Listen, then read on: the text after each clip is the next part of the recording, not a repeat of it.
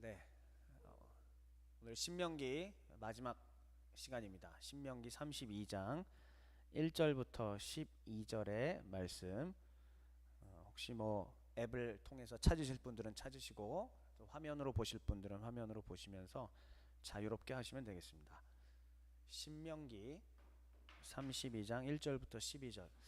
하얀 바탕에 검정 글씨가 더 낫다고 얘기를 들어가지고 일부러 한번 바꿔봤는데 어떠세요?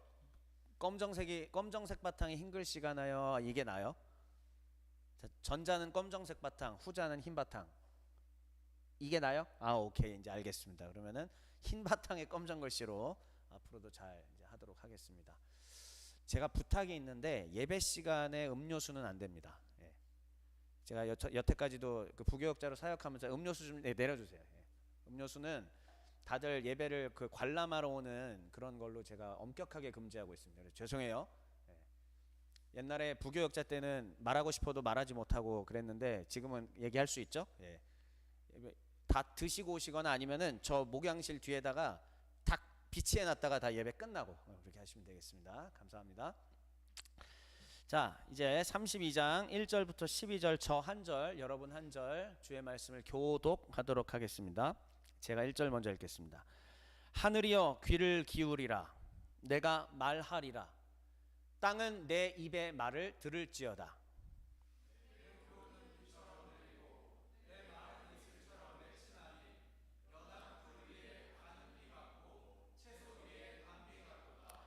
내가 여호와의 이름을 전파하리니 너희는 우리 하나님께 위엄을 돌릴지어다.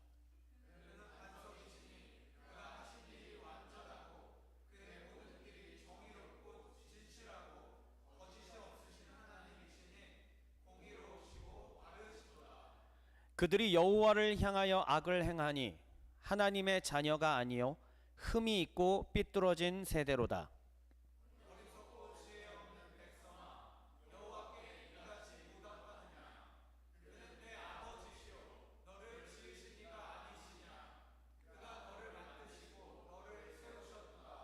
옛날을 기억하라. 역대의 연대를 생각하라.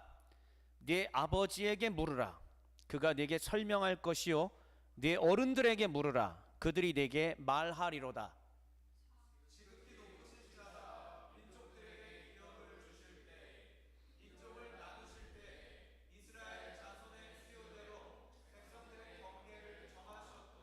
여호와의 분깃은 자기 백성이라. 야곱은 그가 택하신 기업이로다.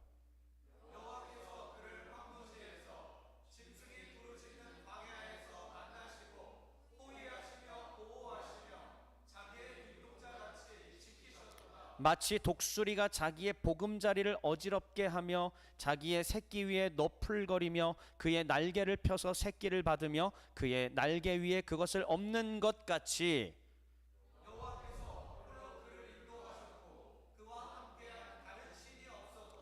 아멘. 대충 여러분들의 이 성경 낭독을 하는 모습을 보니까 글씨가 작은 듯해요, 그죠? 그래요? 그리고 가려요? 네네. 그러니까 지금 저희가 오늘 처음이니까 하면서 앞으로 디테일을 어떻게 이제 해나가야 될지 서로 이제 맞춰 나갈 수 있으니까요. 네. 오케이. 예. 각도 알았습니다. 네. 저거 빼서 살기는 좀 그러면은 제가 뒤로 가는 방법도 있고 하여튼 오늘은 다 처음이니까 뭐든지 해보면서 같이 하도록 하겠습니다. 처음 예배임에도 불구하고 새롭게 무슨 입당 예배라든지 그런 메시지를 전혀 준비하지 않았습니다. 종회교회는 성경을 끊임없이 강론하는 교회입니다. 세상 속에서 힘들고 어려운 풍파를 겪는 자들이 하나님의 말씀으로 위로를 받고 일어나는 것이 매우 중요합니다.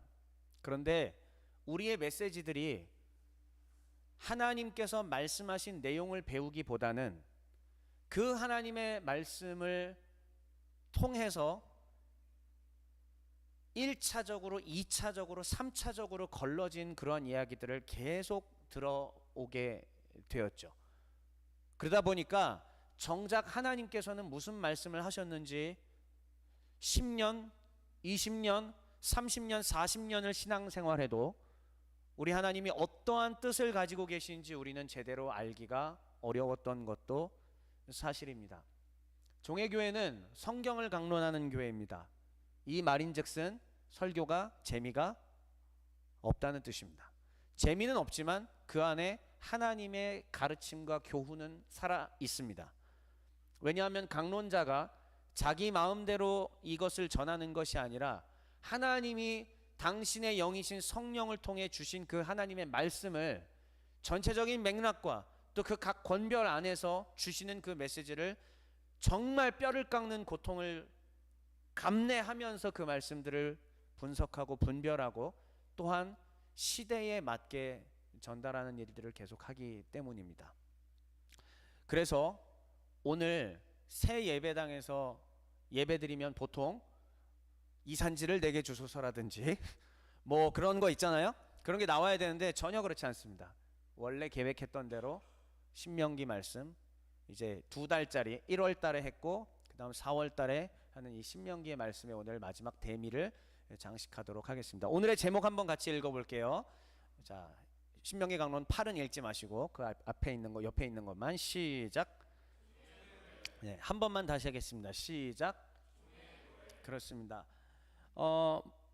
전체적인 이야기 한번 다시 복습해 보죠. 그냥 길게 하지 않겠습니다. 우리는 이러한 주제들로 신명기를 살폈습니다. 신명기 율법이 시작된 이야기를 출발하여 10계명의 구조 가운데 하나님의 말씀이 전달되고 있다는 것도 살펴보았고, 예배 규정을 살폈을 때의 핵심이 뭐였죠? 예배 규정의 핵심은 택하신 곳입니다. 택하신 곳에서 예배하라. 또한 택하신 방법을 통하여 예배하라. 하나님께서 지정하신 장소와 지정하신 방법을 준수하라. 하기 싫어도, 듣기 싫어도, 순종하기 싫어도 그것이 이스라엘의 마땅한 의무이니라. 우리 하나님의 선언이셨습니다. 12장부터 14장까지 바로 이와 같은 예배 규정을 매우 중요시 얘기하십니다. 자, 그 이후에 이 예배 규정은 종교 규정으로 또 이어지게 됩니다. 하나님께 예배드리기 위해서는 예물을 가지고 나오라는 것인데, 말씀드렸죠? 이 예물 규정이나 이런 것들이 왜 도대체 사회 규정까지 연결되게 되느냐? 하나님께서 인간이 드리는 그 예물을 꿀꺽 삼키시고 이런 걸 하는 게 아니라는 말씀입니다.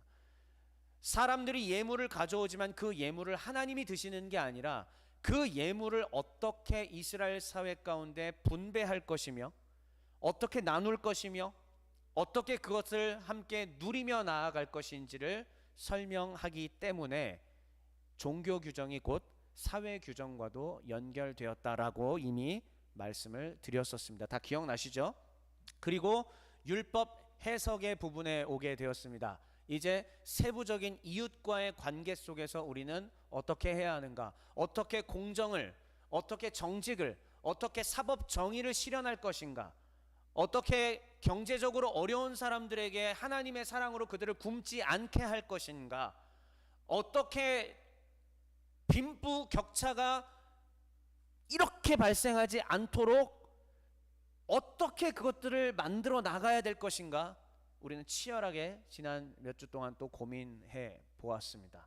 그리고 지난주에 하나님의 말씀을 듣는 것이 곧 축복이다라는 얘기를 하게 되었죠. 그리고 오늘 종의 노래까지 오게 되었습니다. 그러면 신명기 율법의 핵심, 자, 신명기 이 긴 34장까지의 이 긴 내용들, 우리는 신명기 부분을 보면서 아, 하나님을 뭐 예배하라나 보다, 택하신 곳이다. 오늘 택하신 곳을 묵상하면은 또 한동안 성경을 읽지 않아요? 오늘 예배 드려서 말씀 들었는데 또 한동안 교회를 나오지 않아요? 말씀을 듣지 않습니다. 그랬을 때에 하나님이 원하시는 전체적인 그림들을 우리는 가질 수가 없게 됩니다.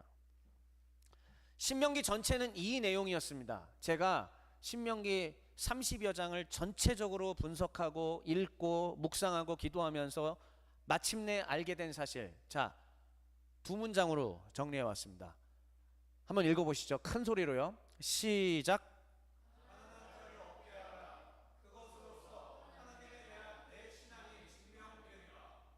이게 신명기의 전체 내용입니다. 다시요. 가난한 자를 없게 하라. 가난한 자를 없게 하는 것과 우리의 신앙이, 앞에 보세요. 가난한 자를 없게 하는 것과, 앞에 보세요, 신앙이 증명되는 것과 무슨 관계가 있을까요? 앞에 보세요. 앞에 보세요. 앞에 보세요. 예, 여기 시선 돌리지 마시고. 가난한 자를 없게 하는 것이 곧 하나님께서 원하시는 길이기 때문입니다. 하나님께서 이스라엘을 설립하셨을 때의 핵심은 가난한 자를 아무도 없게 하는 것, 그렇다고 사유재산을 인정하지 않는 것도 아닙니다만, 그러나 누군가는 부유해졌을 때 그 부유함 가운데 그것으로 굶고 있는 자들을 굶지 않게 만드는 것. 사실 예배당에 나와서 예배 한 번 드리는 것보다 그거를 실천하는 것이 훨씬 더 하나님의 뜻을 이루는 것입니다. 교회에서 이렇게 배워보셨어요?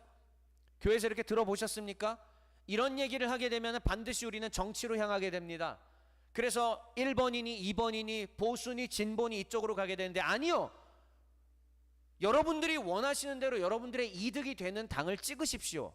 그리고 좋아하는 후보를 찍으십시오. 근데 핵심은요, 성경 신명기가 말하는 율법의 핵심은 뭐냐? 가난한 자를 없게 하랍니다. 크리스천은 이것을 어떠한 방법이든지 간에 실천하는 것이 크리스천입니다. 왜요? 하나님의 가르침이니까요. 적어도 신명기 전체를 다 본 사람의 말이기 때문에 여러분들이 믿으셔도 됩니다. 저의 지어낸 이야기가 결코 아닌 것을 분명하게 다시 한번 말씀드립니다. 하나님께서 저를 통하여 신명기 내용을 그대로 지금 여러분들에게 전달하고 계시는 것입니다. 이게 주의 음성입니다. 이게 주의 가르침이에요. 다시 한 번만 읽어볼게요. 큰 소리로 두 문장입니다. 이게 신명기입니다. 시작.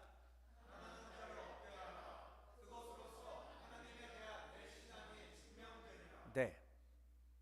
하나님은 모세라는 하나님의 종을 통하여, 당신이 선택하신 그 종을 통하여, 그의 인생 전체를 통하여 하나님께서는 이스라엘을 건지시고 이스라엘을 교육하시고 이제 그의 목숨을 걷어가시기 직전입니다. 그는 120세가 되었습니다.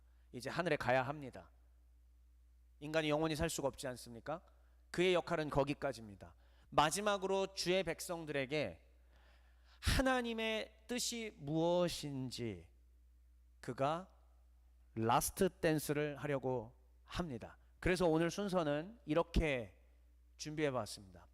하나님의 종 모세, 여러분 저희가 작년에 개척하고 종의 정신을 시작했을 때 거의 처음으로 하나님의 사람 종 시리즈 할 때 처음으로 나왔던 사람이 누구예요? 네, 이 사람입니다. 아브라함을 했나 제가 기억이 사실 안 나서. 모세가 제일 중요했죠. 모세, 여호수아, 다윗, 성전 직무자들 기억나시죠? 그렇게 쭉 갔습니다. 그래서 저는 작년에 했던 그 모세의 내용을 총정리한 표 하나만 딱 가지고 왔어요. 그래서 1번에서 보여드리고, 그리고 하나님의 종 모세의 라스트 댄스, 마치 2022년 카타르 월드컵 때 메시의 라스트 댄스라고 했던 것 기억나시죠? 그런 것처럼 하늘에 가기 직전에 모세가 마지막 라스트 댄스, 댄스와 노래는 맞지는 않지만 그래도 라스트 댄스를 종의 노래라고 저는 표현해봤습니다. 왜요? 31장부터 34장 이 포인트, 이 내용, 그리고 우리가 읽은 이 부분은 모세의 노래라고 소제목이 붙기 때문입니다. 모세의 마지막 댄스, 그의 노래. 근데 뭘로 써요? 하나님의 종으로서 자신의 삶을 다 관통한 노래. 두 번째로 살피고, 그 노래의 내용이 바로 32장 1절부터 12절입니다. 물론 일부입니다. 그러나 일부이지만 핵심이 되기 때문에 제가 가지고 왔습니다. 오늘 이 순서대로 말씀을 전하고 정리할게요. 자, 하나님의 종 모세입니다. 작년에 했던 내용이에요. 그의 인생은 세 파트로 나눠져 있었습니다. 40년, 40년, 40년이었죠. 그의 출생과 성장 과정, 그는 히브리 민족의 백성으로 태어났습니다. 그러다가 잘 아시다시피 이집트의 공주의 양자로 입적이 되어서 살아가게 되죠. 최고의 교육을 받고 최고의 권리를, 최고의 능력을 누리면서 살아가게 됩니다. 종으로서의 준비되는 과정이 바로 40년이었죠. 그런데 어느 순간 그의 인생이 꼬이게 됩니다. 계속 꼬임, 꺾임, 꼬임, 꺾임 반복했던 거 아마 기억하실 거예요. 작년부터 계셨던 분들은. 모세는 어느 순간부터 갑자기 인생이 꺾이고 꼬입니다. 그가 40세 되었을 때 하나님께서 그를 불러내시고 자기가 원치 않는 일들이 지속적으로 발생했던 것이죠. 그러나 그 원치 않는 꼬임과 꺾임을 통하여 그는 마침내 뭘 배웠다? 나를 부르신 까닭, 즉 소명. 소명은 부르심이라는 뜻이에요. 하나님이 나를 왜 부르셨는가? 왜 나를 종으로 삼으셨는가? 나는 왜 사는가? 난 뭘 위해 사는가를 그가 깨닫게 되었죠. 그리고 마지막 80세 때 마지막 40년을 이스라엘 백성을 데리고 이집트로부터 탈출하여 40년 광야 생활을 거니는 것으로 그의 인생이 마무리되게 됩니다. 치열하게 종으로서 훈련받았습니다. 정말 처절할 정도로 자기의 의사 없이, 자기의 뜻 없이 왕의, 주인의, 하나님의 명령에 따라서만 살아가는 종의 삶을 살게 되었던 것이죠. 이제 하나님의 종 모세의 라스트 댄스가 울려 퍼지게 될 것입니다. 그는 마지막으로 이 신명기 마지막 부분에서 이 노래 부분으로 이스라엘 백성들에게 무언가 메시지를 전해주는데, 그러나 그가 미리 훗날 있을 일에 대하여 안타까워하면서 이 노래를 불렀다는 사실을 여러분들은 기억하셔야 됩니다. 노래라고 해서 그냥 즐겁게 행복하게 노래를 불렀다라는 게 아니라, 내가 죽고 난 다음에 이 민족이, 내 후손들이, 이들이 어떻게 될지 뻔히 보이는 상황, 어떤 상황인지 준비된 말씀, 오늘 본문 바로 앞장인 신명기 31장의 내용을 통해서 확인해 보겠습니다. 자, 라스트 댄스입니다. 25절, 26절, 27절 먼저 한번 읽어볼게요. 여러분들의 목소리로 읽어주십시오. 시작.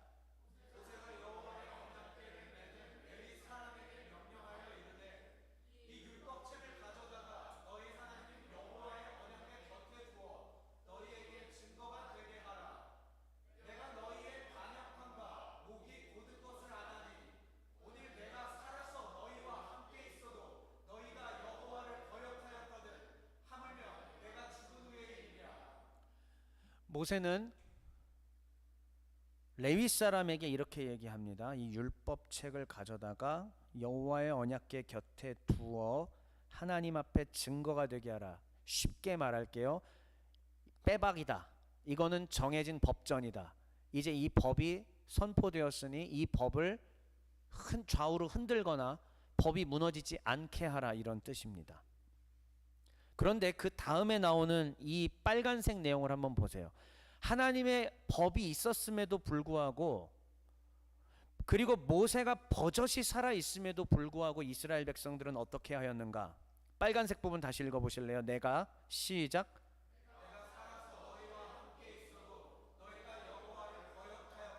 모세가 버젓이 살아 있음에도 불구하고 여호와를 거역했다.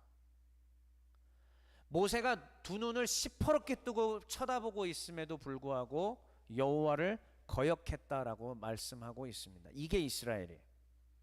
그런데 이제 모세가 죽고 나면은 어떻게 될까요? 하물며 내가 죽은 후의 일이랴. 자, 그래서 모세가 이렇게 얘기합니다. 28, 29, 30절 시작.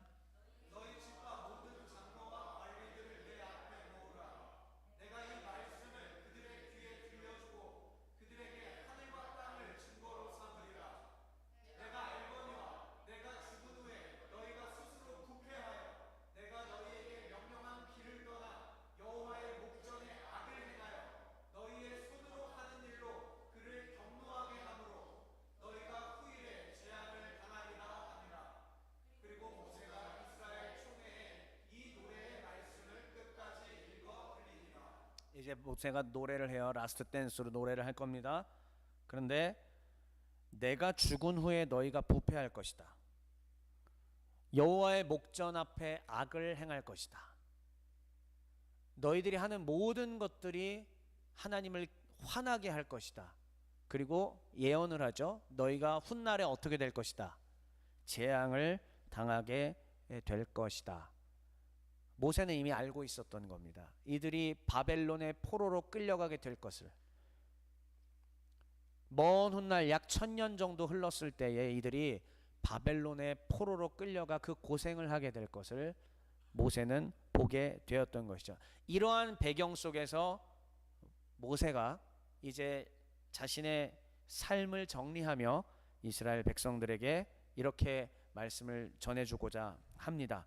그게 바로 신명기 32장의 내용입니다. 자, 제가 이 부분들은 제가 읽어드릴게요. 천천히 듣고 따라와 보세요. 하늘이여 귀를 기울이라. 내가 말하리라. 땅은 내 입의 말을 들을지어다. 내 교훈은 비처럼 내리고 내 말은 이슬처럼 맺히나니 연한 풀 위에 가는 비 같고 채소 위에 단비 같도다. 내가 여호와의 이름을 전파하리니 너희는 우리 하나님께 위엄을 돌릴지어다. 그는 반석이시니 그가 하신 일이 완전하고 그의 모든 길이 정의롭고 진실하고 거짓이 없으신 하나님이시니 공의로우시고 바르시도다. 모세는 이렇게 하나님을 높입니다. 하늘과 땅을 증인 삼아서 지금 이 자리에서 우리 하나님이 이런 분이시다라고 얘기하고 있습니다. 그럼에도 불구하고 이스라엘 백성들은 어떤 자들이냐? 5절 읽어볼게요. 제가 넘겨야죠. 5절 시작.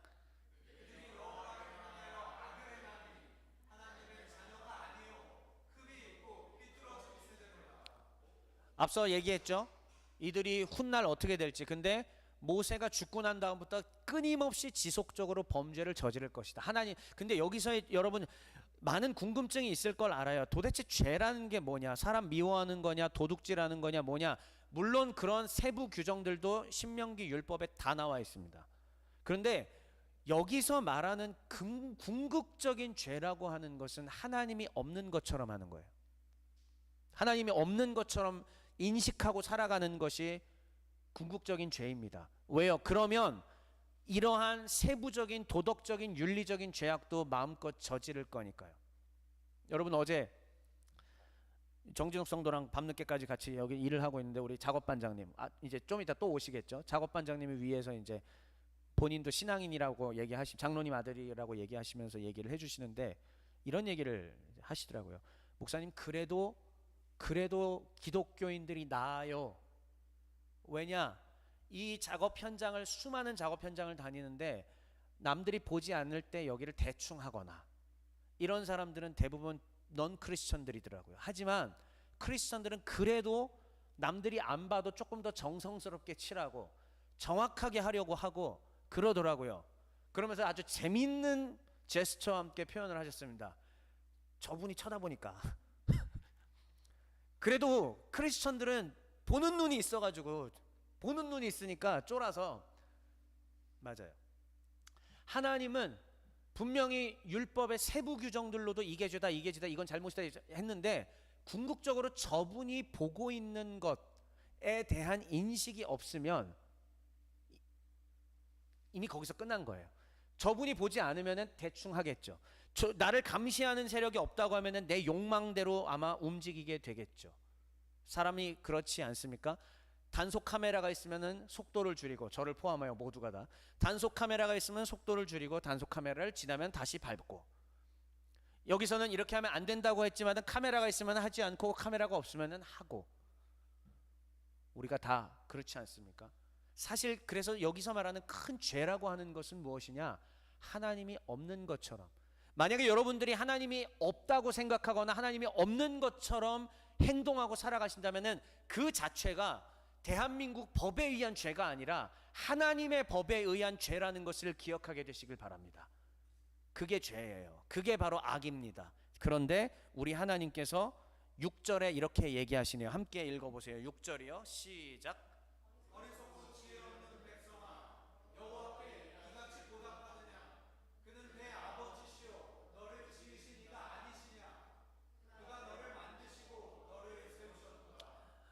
하나님께서 모세를 통하여 얘기하신 겁니다. 모세의 노래. 이 어리석은 백성들아, 지혜 없는 백성들아, 어떻게 여호와께 이와 같이 행동하느냐? 어떻게 여호와 하나님이 안 계신 것처럼 할 수가 있느냐? 불과 40년 전에 이집트에서 나올 때에 경험한 그 체험들 잊었느냐? 근데 잊을 수밖에 없어요. 이들은 다음 세대들이니까 모르는 거예요. 여러분들 중에서도 부모님은 신앙 좋으신 분들 계시죠? 근데 나는 신앙이 별로인 분들 계시죠? 그럴 수밖에 없습니다. 부모님은 홍해가 갈라지는 걸 봤어요. 하지만 나는 홍해가 갈라지는 걸 본 적이 없습니다.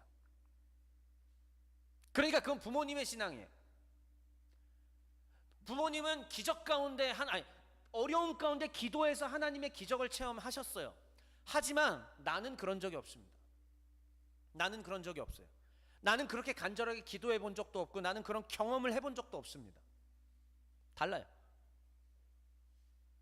근데 모세의 입을 통하여 이 백성들이 시대가 세대가 흘러가면 흘러갈수록 계속 하나님을 잊어갈 거니까 이것을 노래로 글로 남겨놓게 한 거예요.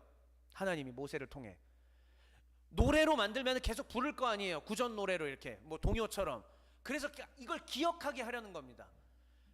불과 수십 년 전에 하나님은 말도 안 되는 초자연적인 기적을 일으키셔서 이집트에서 히브리 민족을 건져내셨다. 너희가 비록 못 봤어도 불과 얼마 전까지 그런 일이 있었다. 제발 잊지 말아라. 우리 하나님은 이러한 분이다. 만약에 네가 낭떠러지에서 떨어지는 것 같았다고 생각해보자. 낭떠러지에서 날개도 없이 떨어지는데 그때 독수리의 날개처럼 그것을 딱 잡아서 낚아채서 등에 얹고 저 높은 곳에서 창공으로 나를 안전하게 날게 하신 그 하나님, 너는 수십 년 전 일이라 모르겠지만은 나는 알고 있다. 나 모세는 기억하고 있다. 내 사랑하는 후손들이여 잊지 말아라. 이렇게 얘기를 하는 거예요. 그래서 뭐라고 얘기하는 거냐? 7절입니다. 여기서 말하는 것이 어쩌면 교회와 성경으로부터 목사님으로부터 말씀을 듣고 배우는 것을 의미할 수도 있다라는 것을 생각하시면서 7절을 한번 읽어 보십시오. 7절입니다. 시작. 옛날을 기억하라. 역대의 연대를 생각하라. 내 아버지에게 물으라. 그가 내게 설명할 것이요. 내 어른들에게 물으라. 그들이 내게 말하리로다. 잊었으니까, 모르니까. 물론 저는 여러분들하고 함께 늙어가는 우리 같은 MZ세대입니다. 제가 여러분들의 아버지일 수도 없고 함께 비슷한 동년배인데 김예종에겐 조금 미안하지만 동년배예요. 그래도 우리는 같이. 예. 여기는 지금 동년배들 많이 계시잖아요. 지금 동년배 이렇게 동년배. 여긴 덩치가 동년배. 죄송합니다. 까불지 않을게요. 네. 하지만 동년배는 아니지만 저는 그래도 여러분들이 저에게 성경을 전문적으로 가르쳐 주시오라고 저에게 직분을 일임해 주신 거 맞죠? 교회 목사는 사실 그거를 전문적으로 하라고 여러분들이 저를 먹여 살려 주시면서 이 일을 맡기신 거 맞죠? 그렇죠? 아무래도 저는 이 일을 전문적으로 하는 것이고 제 매일매일의 삶은 성경 속에서 살아가고 기도 속에서 살아갑니다. 아무래도 하나님의 뜻에 대해서 조금 더 알 가능성이 높습니다. 당연한 겁니다. 하루에 10시간씩, 열몇 시간씩 늘 말씀 속에서 파묻혀 사는 게 제 일이기 때문입니다. 여러분들이 생업 현장에서 우리 신과장님, 신부장님 열심히 막 칠하시고 고생하시고 하는 그 일을 할 때 제가 하는 일은 뭐냐면은 말씀 앞에서 히브리어도 보고 헬라어도 보고 책도 보고 성경을 분석도 하고 그거 이해 안 되면 또 찾아보고 기도하고 하는 게 제 일이에요. 그래서 아무래도 하나님의 뜻을 더 잘 이해할 가능성이 높죠. 자, 옛날 일을 기억하라고 아버지에게 물으라고 어른들에게 물으라고 모세가 왜 얘기하죠? 그때 있었던 일을 어른들은 기억하니까, 하나님이 하신 그 위대한 일을 기억하니까. 목사는 뭐죠? 하나님이 하신 그 위대한 일들을 아무래도 조금 더 잘 알고 있으니까 여러분들에게 전달해주고 길을 와줄 수 있고 생명으로 인도해 줄 수 있기 때문인 것입니다. 그게 목사의 자존심이고 목사가 해야 하는 일이고 제가 생명 들여 그것을 해야 하는 겁니다. 그래서 여러분들은 목사를 위해서 더 기도해 주셔야 되고 더 응원해 주셔야 되고요. 그런데 늘 그래서 물어보셔야 되고 늘 어떻게 할지 자문을 구하셔야 되고 함께 하자고 해야 합니다. 그랬을 때 우리가 서로 콜라보를 이루며 하나님 나라를 향하여 한 걸음씩 하는 겁니다. 아까 기억하세요? 가난한 자를 없게 하라. 이것으로써 너희의 신앙을 증명하리라. 증명되리라. 이것이 너희의 신앙이 증명되리라. 이게 여러분들이 평생을 혼자서 신앙생활할 때 얻을 수 있는 내용이라고 생각하십니까? 그럴 수도 있죠. 똑똑하시면. 근데 쉽지 않은 일입니다. 저는 제 일이기 때문에 제가 전문적으로 하는 일이기 때문에 할 수 있는 거예요. 그래서 물으라는 겁니다. 그리고 저도 함께 성도들하고 연합하여 하나님의 나라를 이루어 가려고 하는 겁니다. 하나님의 뜻을 더 깊이 알아야만 이 일들을 할 수 있습니다. 자, 8절도 마저 읽을게요. 시작.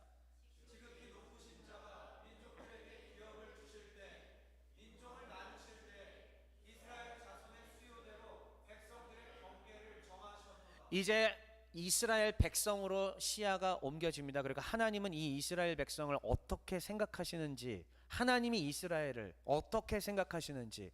자, 그러면 이건 구약의 이스라엘이니까 우리랑 무관하다? 아니요. 로마서 9장, 10장, 11장은 분명히 하나님이 바울을 통하여 우리에게 가르쳐 주십니다. 주 예수 그리스도 안에 새 율법을 지키는 자들이 참된 이스라엘이라. 다시 말하면 여기 있는 예수를 구주라고 고백하고 신앙의 고백을 하는 사람들은 모두가 다 이스라엘의 범주의 반열에 올라섰다고 믿으셔도 됩니다.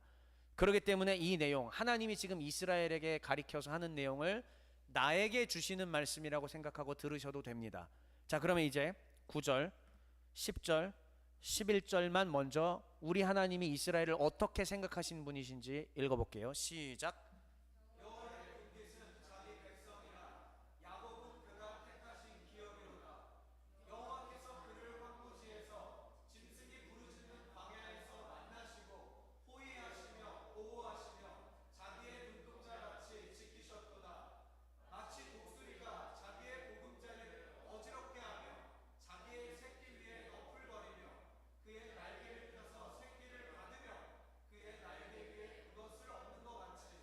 우리 하나님이 어떻게 이스라엘을 생각하셨는가, 이게 되게 위대한 표현이에요. 여호와의 분깃이라는 거는 영어로 portion이라고 얘기하는데, 쉽게 얘기하면은 재밌게 표현해 볼까요? 나에게 떨어지는 떡고물입니다. 내 거예요. 그러니까 이것 중에서 서로 나눌 때 내 거예요. 그러니까 여호와가, 우리 하나님이 내 거라고 얘기하시는 지금 민족이 누구다? 이스라엘이에요. 그럼 지금 신약 시대니까는 누구예요? 교회입니다. 교회의 주의 백성들은 하나님이 내 거라고 얘기하시는 겁니다. 이 관계, 이 릴레이션십이 느껴지세요? 내 거라고요. 내 소유라고요. 하나님이 자기 백성을 가리켜서 하시는 말씀, 너희는 내 소유다, 내 거다.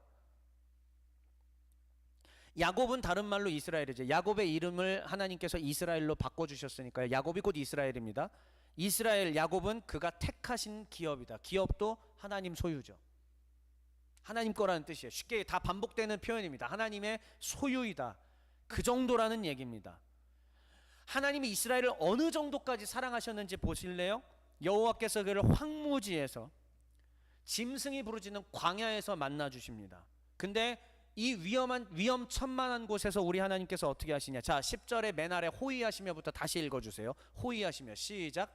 호위하시며 보호하시며 자기의 눈동자 같이 지키셨도다. 이분이 우리 하나님이십니다. 여러분들의 신앙이 지금 어떤지 전 잘 모르겠지만 이게 우리 하나님의 음성임을 믿으시기를 바랍니다. 하나님은 자기 백성을 호위하시고 보호하시며 눈동자같이 지키시는 분이래요. 그런데 어떻게 그렇게 하는지 묘사까지 친절하게 해주십니다. 독수리를 보라. 독수리가 자기 보금자리를 막 이렇게 하고 새끼 위에 확 이러고 있어요. 그의 날개를 펴서 새끼를 받아주고 그의 날개 위에 그것을 엎는 것 같이, 독수리가 새끼들을 등에 딱 얹고, 그러면 새끼는 걱정하지 않아도 됩니다. 제가 어느 집회 때인지 기억은 안 나서 하도 많이 해가지고, 제가 초등학교 4학년 때 온 가족이 북한산 100군데로 등반을 갔어요. 4학년이면 다리 길이가 길까요? 짧을까요? 짧죠. 마지막 100군데 정상 올라가는, 혹시 가보셨어요? 그 안반으로 딱 돼 있는 거기 이제 쇠줄 잡고 가는데, 다리가 짧아서 슬프게도 제가 다리를 딱 올려서 밟고 하는데 갑자기 짧아서 하면서 뒤로 넘어갔어요. 천길 낭떠러졌어요. 이 옆에가 낭떠러져요. 그러니까 만약에 제가 거기서 쓰러졌으면 아래로 낙상 사고로 살아날 확률은 뭐 거의 없을 그런 상황이었습니다. 초등학교 4학년이었는데 그 짧은 순간에 진짜 그렇더라고요. 생과 사가 얘기 되니까 진짜 짧은 순간인데 멈춘 것 같았어요. 제가 그 극도의 긴장감과 불안감, 죽음의 공포, 순간인데 진짜 1, 2초예요. 순간인데 나는 이제 가는구나 하는데 누가 뒤에서 딱 하고 저를 잡아요. 난 아직도 그때 그 제 등에 얹은 손을 잊을 수가 없습니다. 누구였을까요? 저희 아버지예요. 저희 아빠예요. 아빠가 뒤에서 등산하면서 이 다리 짧은 둘째 아들이, 작은 아들이 언제든지 사고를 당할 수도 있다라는 긴장감 속에서 아들을 보고 있었던 거고, 거기서 딱 손을 얹었던 거죠. 그래서 저는 그때 살아나서 지금 여러분들 앞에서 하나님의 말씀을 전할 수 있게 되었습니다. 안 그랬으면 저는 그때 죽었어요. 아직도 생생합니다. 하나님이 마치 이렇게 이스라엘을 지키시고 보호하셨다라고 이야기를 하는 겁니다. 그랬는데 다시 한 번만요. 6절 한 번만 다시 읽어주세요. 6절. 그런데 이스라엘이 이렇게 한다는 거죠. 시작.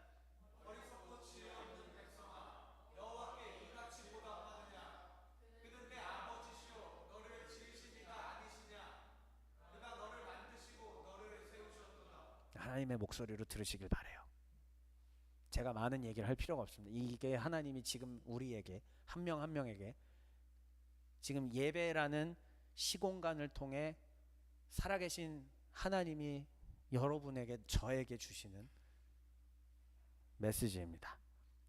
12절 아까 안 읽었죠? 12절 읽고 이제 마무리 짓겠습니다. 12절이요. 시작.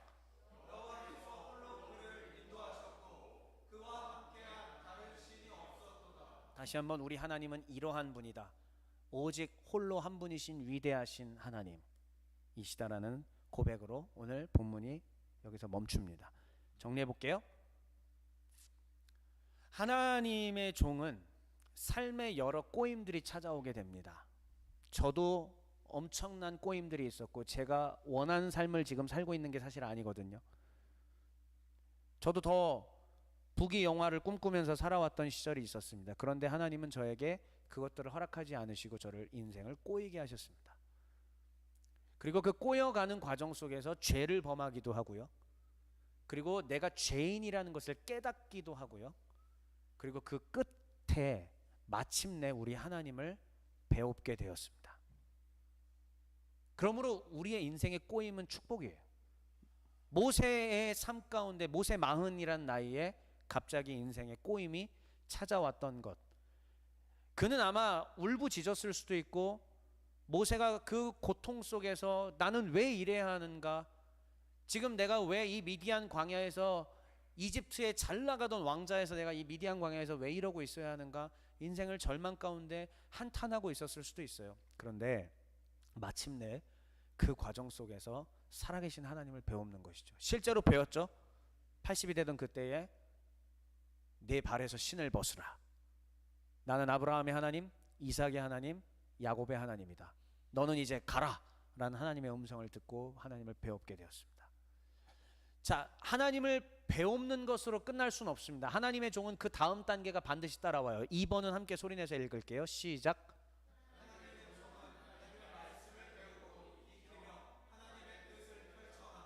모세도 하나님의 말씀을 배워가는 시기가 있습니다.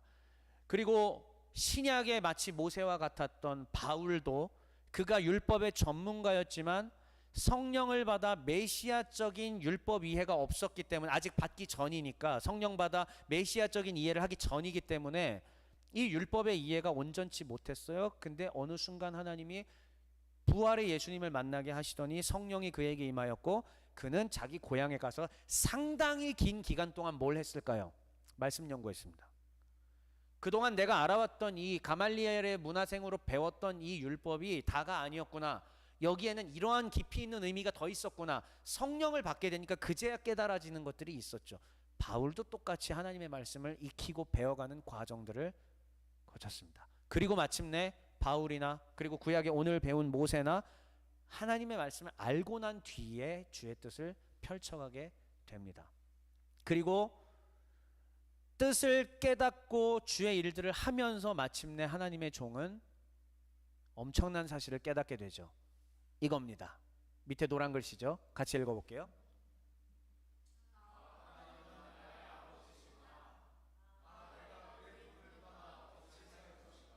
이게 모세가 깨달은 거고, 여호수아가 깨달은 거고, 다윗이 깨달은 것이고, 그리고 제가 깨달은 것이고, 여러분들이 깨달은 것이고, 그리고 여러분들이 깨달아야 할 것이기도 합니다. 오늘 신명기를 정리하면서 결국은 하나님의 종 모세가 무슨 노래를 불렀는가? 후손들에게 전달해준 그 내용, 우리 하나님 아버지셔, 제발 잊지 말자. 좋으나 싫으나 아버지는 아버지야. 끊을 수 없어. 네가 죽음의 위협 가운데 있을 때에 등을 버텨주실 수 있는 분은 아버지밖에 없어. 오직 아버지뿐이야. 네가 잠시 한눈 팔아서 우상 숭배를 하고 이방 여자들에게 가고 세상의 문화와 향락에 쾌락에 젖어서 살았지만 네가 돌아갈 곳은 오직 아버지 품밖에 없어. 탕자의 비유가 바로 이런 겁니다. 예수님께서 하셨던 그 탕자의 비유도 결국은 돌아오라. 누구에게로?